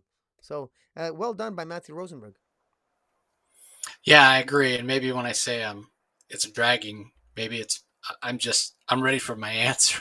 It's not that Matthew Rosenberg's not doing it. It's just I can't figure it out. Yeah. So maybe we'll find out who it is, and if it's somebody that we should know, we'll probably be like kicking ourselves, going, "God, how did we not realize it was so obvious?" Um, all right, moving on. Next up, we have Flash number 779 from writer Jeremy Adams. The art is by Fernando Passarin and Matt Ryan, uh, joined by Brent Peebles. Jeremiah Skipper and Pete Pantazeus do the colors, along with Jeremy Cox, Rob Lee on the letters. This is the final part of Vengeance is Mine, which has been the Gemworld story that's been going on for the last few months in Flash. So, what do you think, Rock? Oh man, I love this, and I'm not just saying that because I do have a bias because I really like Jeremy Adams, and I direct everyone back to the interview that you were nice enough to let me join you on when you interviewed Jeremy Adams. The guy has a passion for this character, and it shows. And there's a reason why. Just as somebody who enjoys watching other YouTubers give their opinions, even people who aren't necessarily big fans of the overall direction of DC, they almost universally love the Flash. In fact, even a naysayer for DC will invariably say, except for the Flash, DC is whatever, now, because people just love the Flash, and this shows here. I love this issue because we got the Jay and Irie. Jay has connected to the Speed Force from Irie. Maxine Baker, of course, reveals herself as basically Animal Girl. That her father is in fact Buddy Baker, Animal Man, and you can. And I love what the artist does here. Sorry, is it Passerin? Who is it? The artist? Well, there's multiple Oh, there's multiple Passarin artists. and Yeah. Matt Passarin with pencils and Matt Ryan inking him, and then Brent Right. Peebles does some pages on his own. Yeah. Well, kudos to the. I should give a shout out to the Black History Month cover with Wallace West on it. It looks fantastic. But in any event, I love scenes with Maxine Baker here. Before she reveals she's Animal Girl, you can see that in Red Shadow, you can see she's accessing powers, some animal powers there when she can sense other people nearby. And anyways, it's very well done. Oh, got to speaking of daughter. Good night. Good night. Kissing my daughter good night. We always do this at the right time. So, in any event, that was my own daughter. She's an animal girl sometimes as well. But in any event, I love that. I love that Jay and Irie they can sense where their dad is through the Force, and they end up on Gem World, and they take Maxine with them. And what's great about this is, and maybe it's just because I'm a father, but and Jeremy Adams is a father, you're a father, and we have daughters. But man, I just love the fact that it's Wally West ends up, his kids come to his rescue, and and and this is action packed. They come to his rescue, and all the members of Justice League Dark are possessed by Eclipso, and they're taking out some pretty big leaguers here, and and having fun doing it. I mean, and even Maxine Baker, forms of utilizes the power of what looks to be like a giant polar bear or something when she takes off when she deals with dark opal. Just really well done. And Maxine Baker, just the dialogue as well. That they talk like kids. They're excited and they want to help their dad, and Jay and wants to help his dad, but he's in pain, and he's in pain because he's accessed the Force. He's accessed too much of the Speed Force, and he couldn't utilize it before. And then there's the glaive, And Dark Opal basically tells Flash, you can do this, you can defeat them, but it's going to require teamwork, and it's the teamwork between the whole family. This is the Wally West, the Wally West family winning the day, and I love it, and uh, just just so well done. This just put a smile on my face, and there's a fantastic double page sequence, and you can only see part of it on the screen, where Wally West is basically telling his kids, "Look, I'm gonna count to 10. You go and you pave the way." And he counts to 10, and for each time he says a number, 1, 2, 3, there's a panel of all the stuff that his all the things that his kids are doing, and his kids are battling Justice League Dark, and they're waiting for his kids to pass to clear a path, and when he gets to 10, he takes off. And it's just like a race, like a countdown to a race, and a takeoff and a blast off. This is so well done. And the other thing is, despite all the artists on this title, I really enjoyed this. I didn't feel I was taken out of this story because of the multiple artists. I enjoyed this. I love there was a kinetic energy and an electric feeling and a speed force feeling, which of course there should be because it's a Flash comic. I I quite enjoyed this, and I like the fact that the connection that Eclipso has, because Eclipso's trying to connect to the core of Gemworld in order to power up and access the darker forces. And remember, we know Eclipso is likely going to be one of the darker forces that is going to be connected to the Great Darkness. That'll be, a part of Dark Crisis at some point. But at least for now, his machinations are thrown off. Basically, because of Wally West and the kids. I mean, they win the day. Wally West saves the day. And at the end, the Spectre shows up. I mean, we even get the Spectre in this comic, and it doesn't seem out of whack. And, it's just, uh, it's great. And in fact, there's even the Spectre even references God here about the Spectre actually tells Wally West that he is pleased with you, actually referencing God, and it's all part of the plan. And the Spectre even gives him some advice because he's concerned about his son Jay. The Speed Force is split between Jay and Irie, and he's in pain because of it. And Spectre gives him advice and reminds him that you have an extra bit of energy that you can give to your son if you so choose. And so that's what he does. So he gets advice from the Spectre of all people, and he uses it, and he cures. This has a happy ending. I mean, oh my God, a happy ending. A Wally West story with a happy ending. Woohoo! Thank God. Thank you, Jeremy Adams. I enjoyed this. I straight up, and when's the last time we saw a Justice League Dark story with a happy ending? With Yeah, apologies no to, kidding. frankly, I love Ram V, but the guy got a little dark there with Justice League Dark more than once. So uh, again, I'm happy with this, and I'd be remiss if I didn't. The ending here, there's a hint that Linda also has some Speed Force powers or some powers at the end. We're not really sure, but again, a beautiful way to end this on a cliffhanger, almost like Jeff Johns. Like Linda might have some superpowers or access to some Speed Force. We're not sure, but man, this is my favorite comic of the week, hands down. Nothing comes close to this. Just a shit-eating grin on my face. Snargle bargle, Yeah. according to Linda. So here's the thing, right? Like I rarely advocate and don't really believe in biweekly comics. Like give me my one book a month and let's pace it out and build it the story structure correctly. Knowing what we know of Jeremy Adams and what he himself personally told us with all the ideas that he has for Flash, I want this book to come out twice a month Yeah. because I want him to be able to get to more of the stories he wants to tell. Because yeah, it's pitch perfect, like you said. The family aspect of it, the superheroic nature of it, the fact that this might be the one DC book out there that comes out consistently month in and month out that you could give to a 10-year-old or a 12-year-old or a 17-year-old or whatever, Or a and they could 53 read year it. old. Yeah, yeah. Well, I'm just saying to bring in younger readers. Yeah. It's not too dark.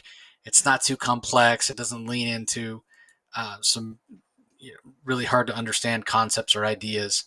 So yeah, like if I could have more of this, I would definitely take more of it.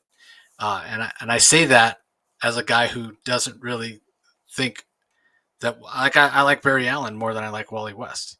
As much as I've probably read more Wally West Flash stories than Barry Allen stories, but I don't know. For me, Barry was the first Flash, and so um, I don't know. I guess you always stick with your first love, as it were. But yeah, I was really interested to see like, wait, Linda has powers? Like what? Yeah, not sure how that works or how that's going to play out. But in Jeremy Adams, I trust. So we'll see how that wraps up. But yeah, I mean, I echo a lot of what you said. This is a great story. Um, Seeing Wally with his kids, Maxine Baker, outs herself basically to the rest of the West family. Hey, yeah, I'm Maxine Baker. I'm Animal Girl. So expect to see a lot more. And we know Jeremy Adams would love to write an Animal Man book, so maybe this is his audition for that. I guess we'll see. Yep. Okay, up next we have Robins #4. This is from writer Tim Seeley. Baldavar Rivas on art, Romulo Fajardo Jr. on colors, Steve Wands on letters. Uh, this one dragged a little bit for me. We know that Tim Drake has been captured. Red Robin, I guess he's going by that name again, at least in this story. So he's been captured by the girl who calls herself Jenny Wren. We're not. The implication is that that's not her real name. She took it from some literary work. What exactly she has this beef with the Robins and with Batman for is not completely clear either. But she's captured Tim Drake, and the rest of the Robins are trying to find him. That's basically the gist of this entire issue. And how are they going to find him? What is the character dynamic between these different Robins? We get a little bit of um, examples of how they do things so differently and think so differently. But at the end of the day, they got to do what they need to do to find Tim Drake and rescue him, because he doesn't seem to be able to rescue himself. Um, and then, just as if it's not confusing enough, with a little bit of flashbacks and who this Jenny Wren is and all that sort of thing. Nightwing goes to sleep, or Dick Grayson goes to sleep one night and wakes up, and he's back in his Agent 37 spiral days. Um, and he wakes up and he's like, oh, I just had the most stressful dream. So the implication is that he was dreaming of being Nightwing when he's left that story behind, or that role or whatever behind. So yeah, I'm not. This one's getting a little confusing. I'm not sure what the point of it is. I mean, the solicitations were telling us that, yeah, it was basically the Robins sitting around bitching about being the sidekick for Batman, and how that wasn't the positive that they really thought it would be. And we they the first 3 issues of this lean so far into that Dick Grayson even said as much to Batman. It's like, yeah, you know why we were all together? We're all sitting around talking about how crappy it was to be your sidekick, and how if we had to do it all over again, none of us would choose to do it. So Interesting. definitely leaning into that aspect of the story, but that part is almost completely abandoned here in the search for Tim. And I don't know. This I don't know where this is going. I don't know what the point of this series is. And all those other new and fresh and interesting concepts that weren't really related to Batman, that there were in that round robin. And this is what we get. And I'm not saying this is a bad story. I'm just saying it hasn't gotten there yet. But I'm almost not interested in seeing it get there, because it just I'm Batmaned out at this point. I really, really am. And we could have got something completely new and different. So I don't know. Maybe that's just my bias showing up again. I mean, I tried to read this without thinking about any of that, but this was a little bit of a slog to read. It felt very exposition heavy. So uh, Yeah. and the art was solid. I mean, Baldavar Rivas, his art has been consistent throughout. Really good sense of storytelling in terms of the camera angles. He has a lot of kind of three-quarter overhead shots or shots three-quarter underneath where he's looking up at the target, and so it definitely helps to keep the story moving and your eyes engaged, even though there's a lot of talking in this book. So, what did you think, Rocky? Are you enjoying this? I I think that in fair I can see what he giving Tim Seeley the fullest benefit of all my doubts. This reminds me a little bit.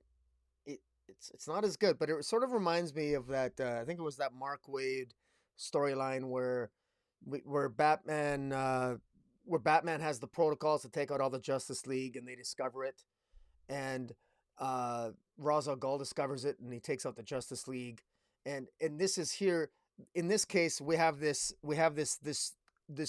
first Robin, this Jennifer Wren or this Jenny Wren character utilizes all the gauntlets against all the Robins. In other words, the gauntlet was the sequence of events that led to them was the ultimate test. Each Robin had to go through a gauntlet before they became Robin, and she's somehow created these narrative drives, these cerebral implants that, and at one point, Nightwing uses.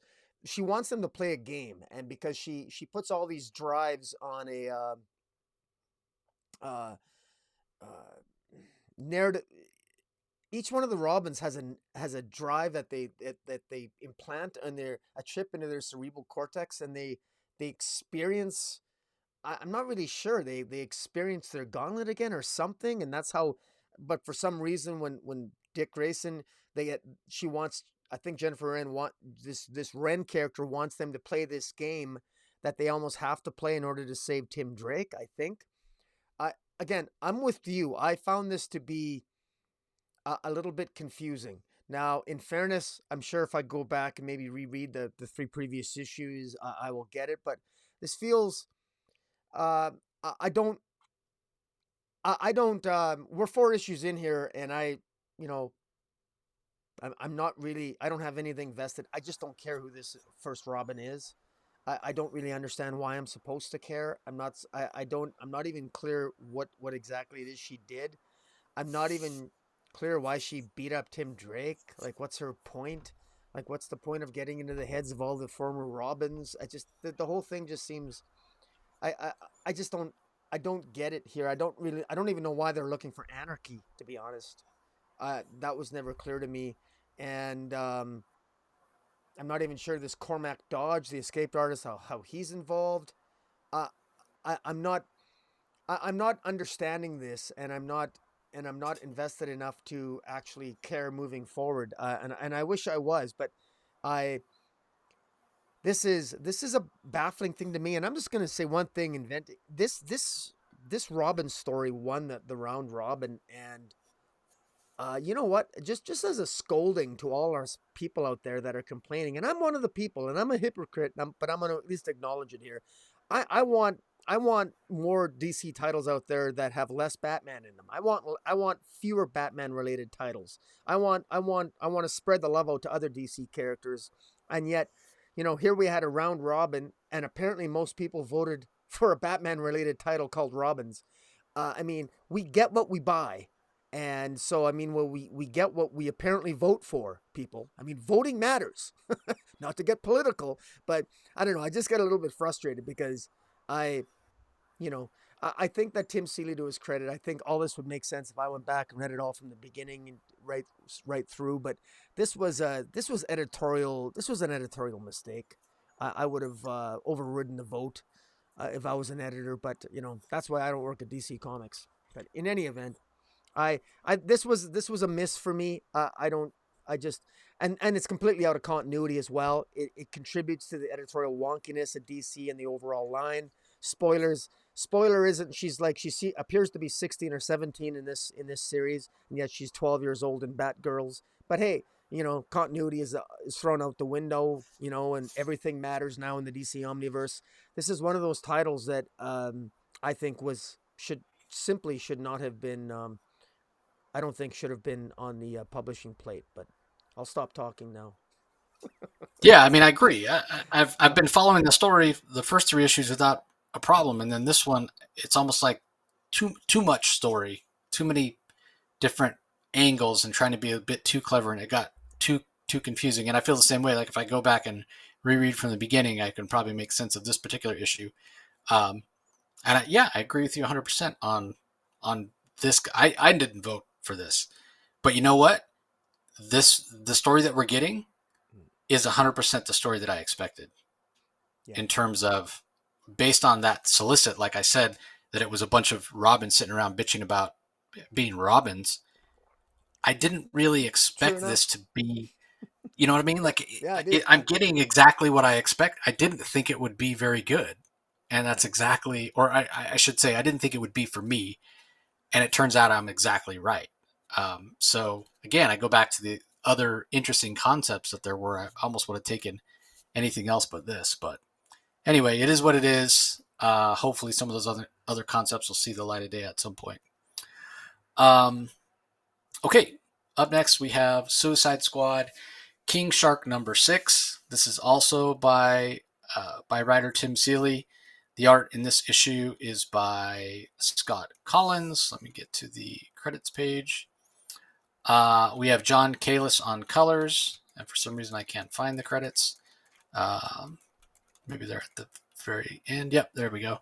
And World Design does the colors. So this finishes off the story of King Shark in this tournament of different avatars. And I sort of thought that the last issue was the end until we got this reveal that the human avatar had been affected by all the nematodes and had in a way become the avatar for non-human entities for like the insect or the bug world. So, what did you think of the way this wrapped up, Rocky? It was okay. I guess I actually yeah, first of all, the art's fantastic. I mean, the art is really good. I mean, it's a visual feast. I mean, it's the art's very well done. There's a lot of action here, and I got to admit that the storyline was totally not what I expected. So, and that's usually a good thing, and I'll say it's a good thing here. I wasn't expecting to have this tournament of a war between the various species out there. Tim Seeley had fun with it. This was a series that had a lot of humor in it. That had a lot. I mean, he thought outside the box here. There was a lot of gory scenes. There was a lot of this. This is I mean, this is I can when I read this, I think of I actually when I read a King Shark's dialogue, I actually picture I actually hear Sylvester Stallone's voice, just like from the Suicide Squad movie, because I love the Suicide Squad movie. I think it should have made $1 billion, but that's my bias. But and I love the character Orca here. I think I think there's a lot of potential. I mean, if Peacemaker gets a second season, let's see King Shark and Orca on Peacemaker season 2. But that's again, that's my bias. I find it interesting that at the end here, King Shark takes one for the team and he basically makes a deal with Amanda Waller, your favorite character, Jace, and says, "Hey, I want the Defacer."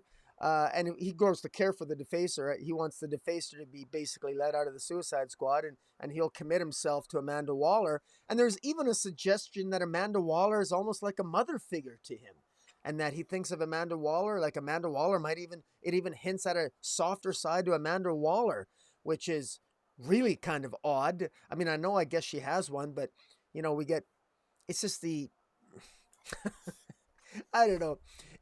This tries to go toward what we expect to be some sort. This does actually have a happy ending if when you consider all the blood and guts and gore and the death that has occurred in this series, it actually ends on a happy note that the Facer is not part of the Suicide Squad and King Shark is. I mean, they actually break back into Belle Reve because that's how crazy this is. So, you know, again, so much action here, and you know, uh, I'm not. I find it a little bit odd. I had a hard time thinking of Amanda Waller as almost like sort of like a mother figure to King Shark, and that she maybe actually cares for him. But I guess it is what it is. I'm not. I got to tell you, I'm not necessarily looking forward to embracing future King Shark stories, but I do think that there's Tim Seeley brought so much imagination to this, and he really expanded on the mythology of King Shark and all these other crazy different species in this tournament.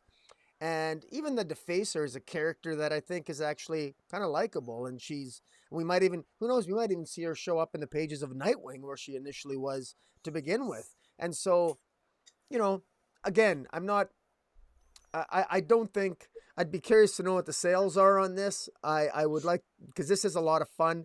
This is the type of story that I would expect to be in the backup feature of a Suicide Squad book.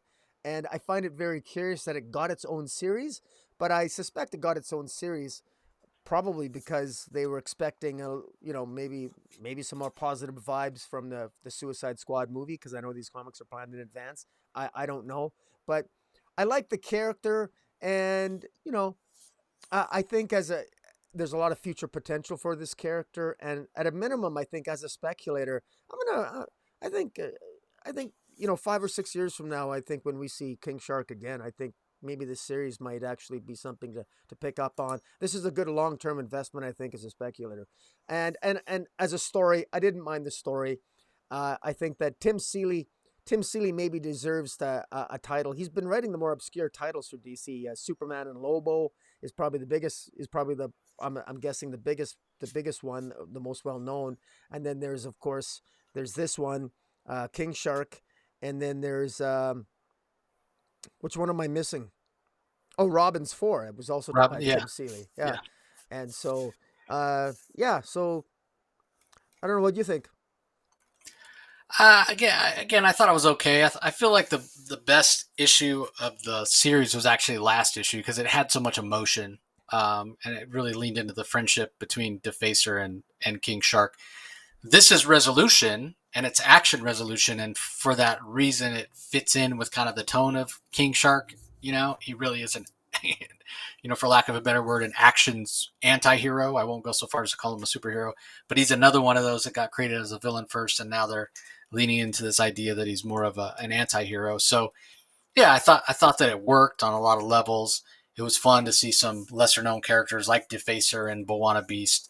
Um, wasn't the biggest fan of King Shark going to Amanda to make a deal, but I mean, we didn't really have a choice at this point. So I thought it wrapped up well.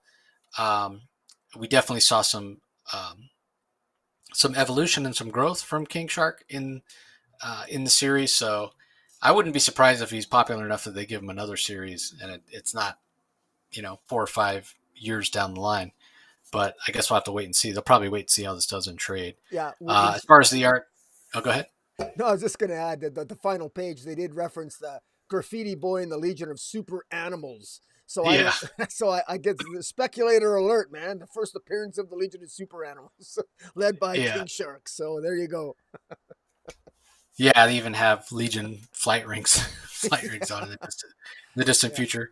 You're right about the art. Scott Collins gets to cut loose. Like I said, very action oriented with big giant brawls and stuff blowing up and pools of blood. And I mean, this one has it all. If you're a comic book artist, yeah, um, even at one point, Bawana Beast punching what looks like a whale, like a big giant sperm whale. So, yeah. yeah, overall, it was a lot of fun. Okay, last book we're going to talk about in detail is Green Lantern number 11.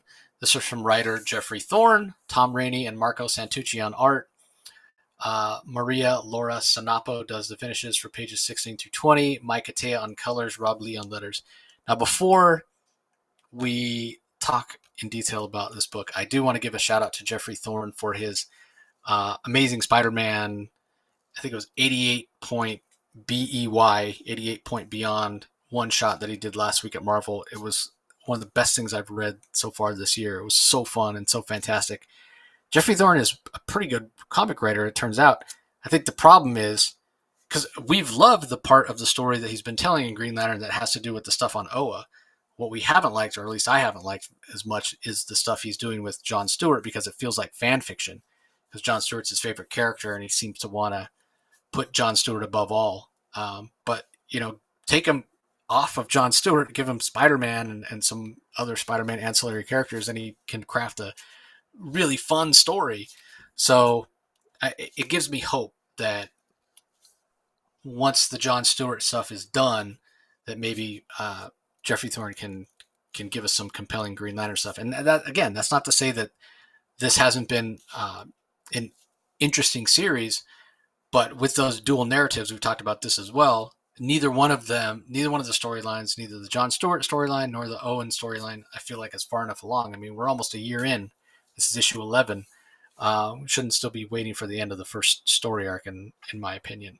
So, that being said, we saw that Cryos basically feels that he needs to take out all of the Guardians and all of the Lanterns because he feels they're the rot at the core, the blight in the universe. He doesn't think that the Green Lantern Corps is a good thing, so that's where he wants to take everybody out.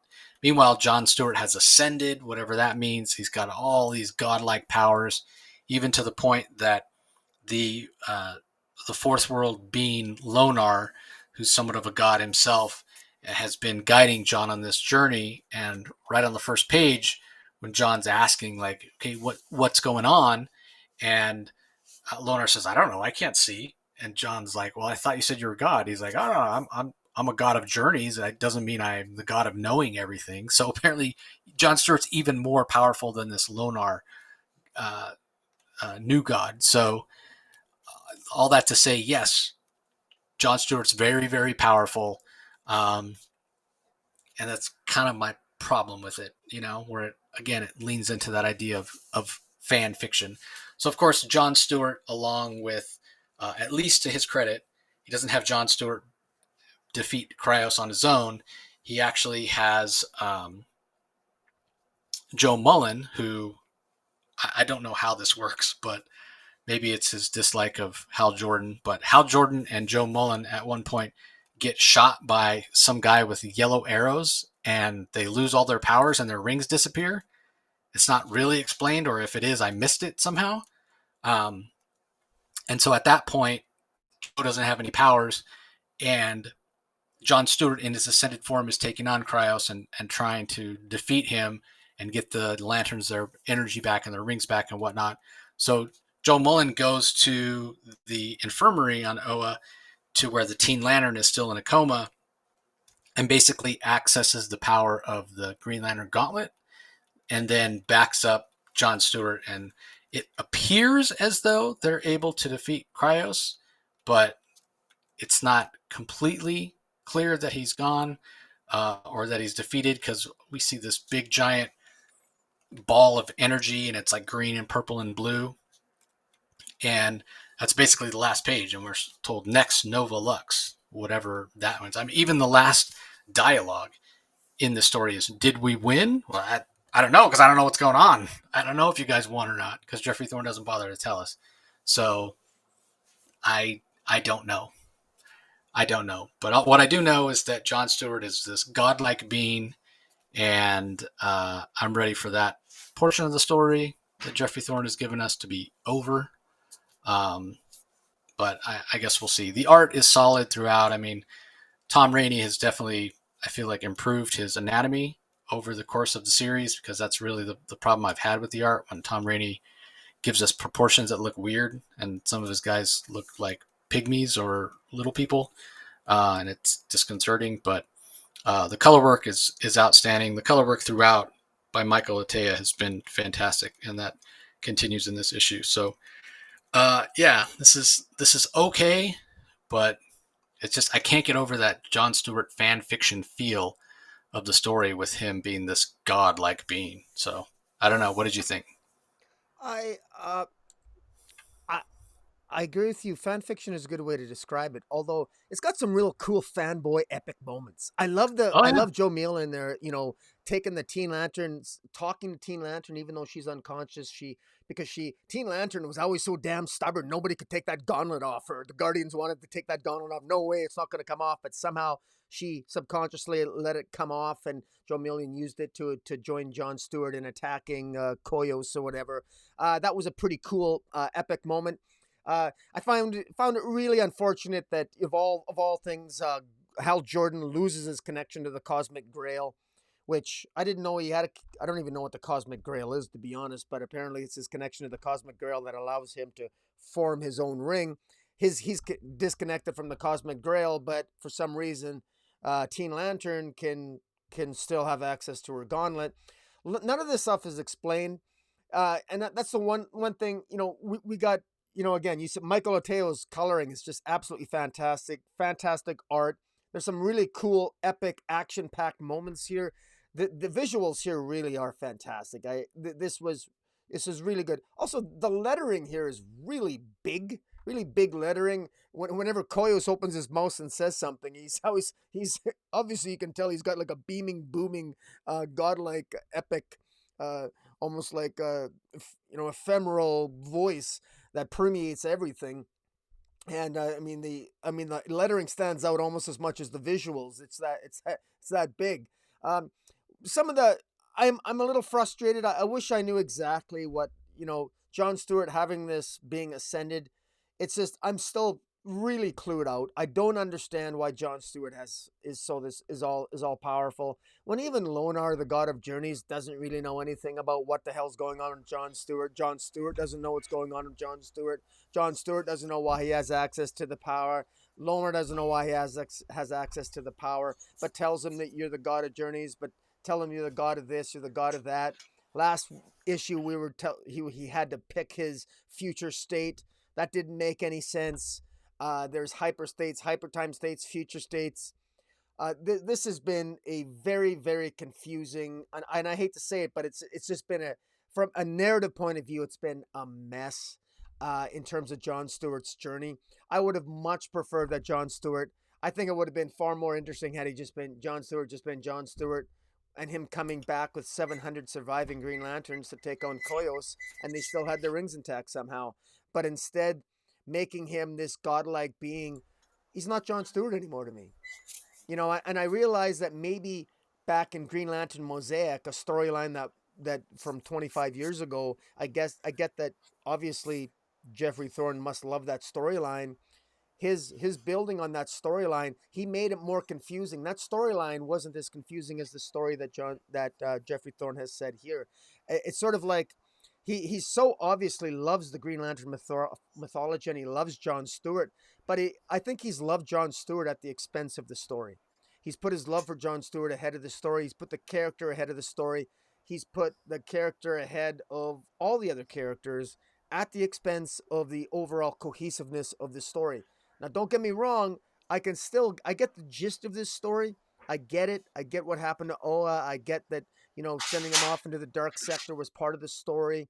But there was some significant misses and misdirections here, because we take a that this story took John Stewart's journey took a decidedly different shift. It went from, the survival of all those 1,000 Green Lanterns that follow John Stewart into the dark sector, to being, instead of being a story about their survival, suddenly it became a story about John Stewart's ascension, because I don't know, he's the first Guardian, and because none of it made sense. None of it made sense.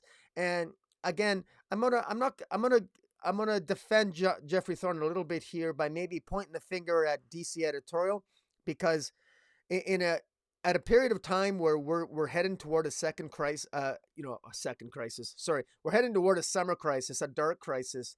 To have all this talk about John Stewart ascending, and about the source, and about godhood, and all this omnipotent power, at a time when we're already dealing with omnipotent powers and the great darkness.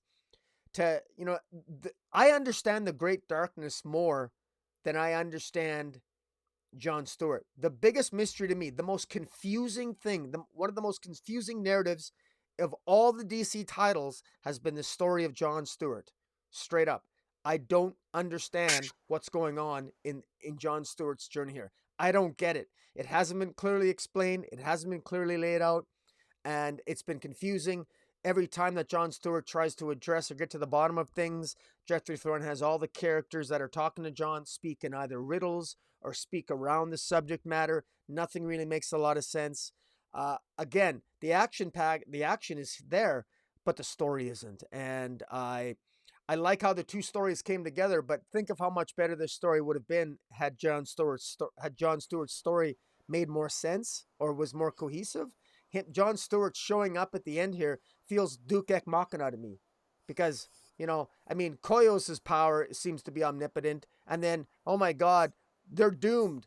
Oh, but we don't have to worry because we got a Duke Ek Machina power with John Stewart. How did he get his powers? We don't know. He was the original. He's a human guardian. Okay, well, what does that mean? Well, he's got access to hyper time. He's got access to future states, and he chose one last issue. What does that mean? I've got no idea. He's the god of journeys, but he isn't. He's something else. Well, what does that mean? Well, even Loner, the god of journeys, doesn't know. I I don't know. This is frustrating to me, and I and it's frustrating in more an annoying way as opposed to I'm having a little bit of fun. I'd be lying. I'm having a little bit of fun here, but I'm frustrated and I'm talking too much. I'll be quiet now.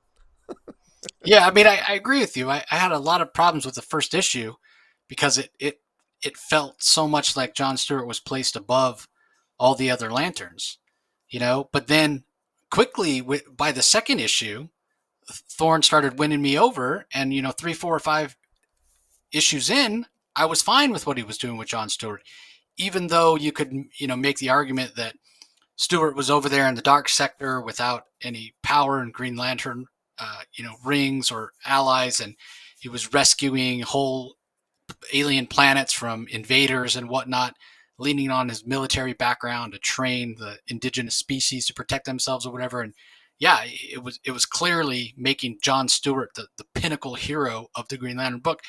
But I was okay with that because I understood it and it felt like it was true to the character. But then as soon as Lonar showed up, to your point, it got confusing, and it's like Lonar became this plot device to give Stewart these incredible powers that nobody understands and nobody can explain. Like you said, not Lonar, not John Stewart himself. We can't understand what they are, where they come from, and so I'm back to feeling what I felt like in the first issue. Well, John Stewart, you know what? John Stewart's likened to a god because Jeffrey Thorne wants him to be. That's the reason. There's no in story reason, so I got to go with that, and I'm not okay with that. Like, Yeah. I mean, John Stewart, to go back to what I was talking about with Jackson Hyde, what I've talked about with Flash to some extent. John Stewart's not really the Green Lantern that I really care about the most. I'm a Hal Jordan guy, and I know Jeffrey Thorne dislikes Hal Jordan. I think his words were he's the worst fictional character ever created, which is a little harsh. Um, but Yeah. be that as it may, Jeffrey Thorne's obviously entitled to his opinion.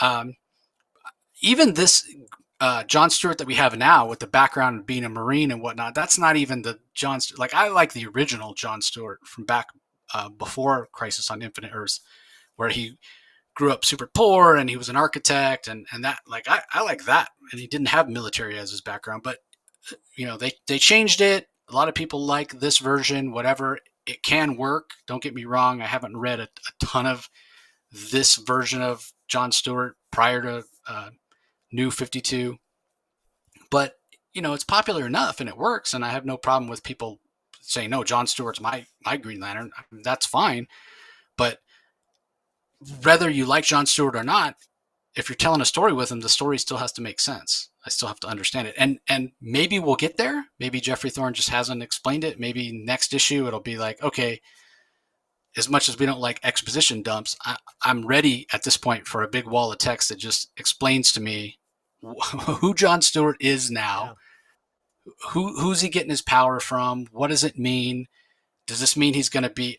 At some point when I was reading this, it almost seemed like John Stewart was going to be taken off the table. Like he was going to ascend and no longer be part of the like usual DC universe. He's so far above the rest of the Green Lantern Corps Yeah. that he's going to become like this, you know, Yeah. supreme being who will recreate the power battery and then go off to do like godly things. He's going to Yeah. ascend beyond sort of human concerns. Yeah. I And fear that. I was Yeah. just to finish up, Yeah. and I'm like, I thought Jeffrey Thorne. I thought you'd like this guy. Why are you writing him out of the story by giving him powers that are so godlike? Yeah. No, I hear you. And the other thing is that because I'm not sure how he got his godlike powers, because it's is that if like we're coming into a dark crisis here, so I'm wondering you know, is John Stewart like my impression is that John Stewart is what is a Green Lantern that dies at the death of the Justice League. At least, maybe he isn't. Maybe it's Hal. I think Hal Jordan is not the Green Lantern that dies in the death of the Justice League coming up with Joshua Williamson. I think it's actually John Stewart, and I'm wondering Yeah, is if John Stewart is he going to have his omnipotent powers going into Dark Crisis, and if he is, all the more reason why I want to know what his power set is. I want it explained because otherwise he's just a wild card Duke Ek Machina.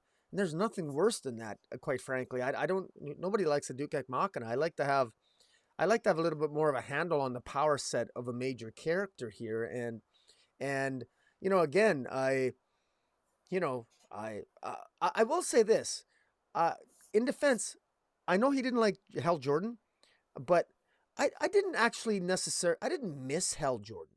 I'm not fully I enjoyed this as a Green Lantern comic. I didn't the fact that Hal Jordan wasn't in this for the most part. The scenes that were Hal Jordan was in, so I don't mind that he was sidelined through most of it. And I think he's been used well enough. And he can't always shine in the limelight. And I think that this series did give a lot of weight. I liked what he did with Joe Mueller a hell of a lot more than Far Sector. The Far Sector series is, in my view, it wasn't. I actually enjoyed this her role here than I did in Far Sector, if I'm brutally honest. Um, but maybe I'm in the minority on that. But I like he did use the full All Star cast here. Although maybe Guy Gardner got short thrift, and so did Kyle Rayner. They're clearly they're building different aspects and focusing on different characters in the Green Lantern universe, and I think that for the most part that's been effective. But I really think that as much as I know he loves John Stewart, man, I think there's a little bit of a you elevated the character, but because of the lack of explanation and the disjointed narrative, I think you may have done the character a little bit of a disservice. As much as I hate to say that, but hopefully I'm wrong, and we'll get an explanation maybe in the closing issues in the next few issues in terms of what is going on with John Stewart, and actually can he explain in English what's going on? Because another little nitpick I have here, even the titles to every one of these issues, it's all in Latin all the time. Nova Lux, Viridius Equus, all the different titles. Each individual issue has a Latin phrase that you almost got to Google. Well, I had to Google it. I just everything in it just there's a degree of unnecessary pretentiousness on some aspects of the narrative that I don't that are completely unnecessary and didn't serve it as well as it could have. But in any event, um, we'll see. There's, I guess, is there is this a series? Oh no, it is. It's a main series, so yeah, this isn't a limited yeah, series. It's an yeah. ongoing. It's an ongoing. Yeah, and I agree with you. Sometimes it's maybe he's trying to be too clever. Of course, and I agree with you. I didn't miss Hal Jordan either, as much as he's my favorite Lantern. I didn't miss him. But of course, when he does show up here, he loses his powers. So does Joe Mulling, for that matter. Yeah, And again, it's not clear why they get shot with a what. I mean, the yellow impurity is removed, so the fact that they get shot with a yellow arrow shouldn't matter. yeah, So I almost you bring up a good point about Death of the Justice League. It is John Stewart that gets killed there, so that's leading me to think, well, what we're going to see in the next issue, or perhaps the issue after that, at the end of this whenever it does end, we'll probably see John Stewart giving up, making the noble sacrifice to give up all his power that he's gained by being ascended to like yeah, recreate the power battery or something like that. So he goes back to just being a regular old Green Lantern, and Williamson can kill him off in Justice League, and he can make the heroic sacrifice. I would expect it to be something like that. But then if that's indeed the way it goes down, then my next question would be, well, whether or not we understand why he got these powers or what these powers were, what was the point of giving them to him? Then it's really going to feel like fan fiction, right? What was the point of making him all powerful if you're not even going to tell stories with him like that, or use him down the line as something? So I don't know, frustrating because clearly, like I said, based on last week's Amazing Spider-Man issue, Jeffrey Thorne has a lot of talent. The guy can tell a good story. So all right, well, there's a couple of other books out this week from DC that we didn't mention. Well, we talked about Justice League number 72 and Wonder Woman number 784 last week. They actually got pushed to this week. So if you want to hear our detailed thoughts on those, go back and check out last week's episode if you haven't already. Also, DC Horror Presents Soul Plumber number 5 comes out. Scooby-Doo, Where Are You number 114. And we have Batman, the Caped Crusader, Volume 6, trade paperback. Joker War Saga, trade paperback. And Batwing, Luke Fox, trade paperback. Because when you're DC Comics, you can never put out enough Batman. So, as we're winding down here, Rocky, any other episodes or any other content coming up you want to let everybody know about? Well, I'll probably do another toilet top three by the end of the week, and I'll beyond that, I've got a pretty busy week planned, so I don't know. I know I want to join you. I know you've been doing a very diligent. You have my congratulations. You've been doing an amazing job staying up on your Spawn dailies. Well, which at some point, hopefully, I'll get back to join you on that at some point. But right now, this week, I just got maybe my toilet top three, and maybe I'll be doing a deep dive leading into Dark Crisis at some point. All right, sounds good. I will remind everybody that the episode came out yesterday for Super Best Friend, the Kickstarter campaign from writer Jason Inman. We have some more creator interviews coming up for you. J.H. Williams is going to be on the show. Next month, we're going to have J.M. DeMatteis. Some other interviews lined up. Jim Zub just got announced is bringing Thunderbolts back over at Marvel, so he'll be on soon to talk about that. Rocky mentioned Spawn Daily. That's been blowing up. You guys seem to be really enjoying that. So go over and check that out. So yeah, things are going really well. We really appreciate all the support as always, and we will talk to you next time. See you later.